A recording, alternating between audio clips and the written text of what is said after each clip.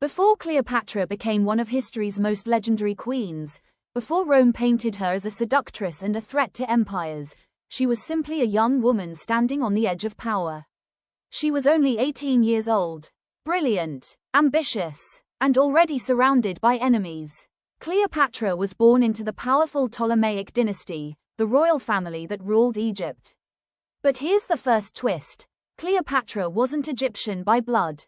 Her family was Greek, descendants of Alexander the Great, ruling Egypt from the dazzling city of Alexandria. It was a city of beauty, wealth, and knowledge. But beneath all that splendor, danger was waiting. Unlike many rulers before her, Cleopatra wanted more than a title. She studied politics, philosophy, and languages, even learning to speak Egyptian, something many in her own family never bothered to do. She understood something many leaders learn too late. A crown means nothing if you cannot protect it. And soon, she would have to. Because in Cleopatra's family, power mattered more than love. The Ptolemies were known for betrayal, ruthless ambition, and marrying their own siblings to preserve the royal bloodline. And Cleopatra was trapped inside that tradition. When her father died, she was crowned Queen of Egypt. Young, unproven, but ready. Or so she thought. There was one problem: she would not rule alone. Tradition forced her to share power with her younger brother, Ptolemy XIII, who was also her husband.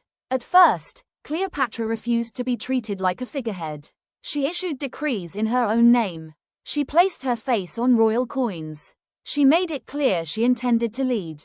But that confidence made her dangerous. Not just to her brother, but to the powerful men whispering in his ear. Behind palace walls, secret meetings were held. Plans were made, and slowly, Cleopatra's enemies began closing in. Her authority was challenged, her support disappeared, and before long, the Queen of Egypt was forced from her own kingdom. Exiled. For many rulers, that would have been the end. But Cleopatra was not preparing to surrender. She was preparing her return. Because if Egypt would not give her back her throne, she would find someone powerful enough to help her take it. A Roman general, a man whose name already shook the world. Julius Caesar. And Cleopatra was about to make the boldest gamble of her life.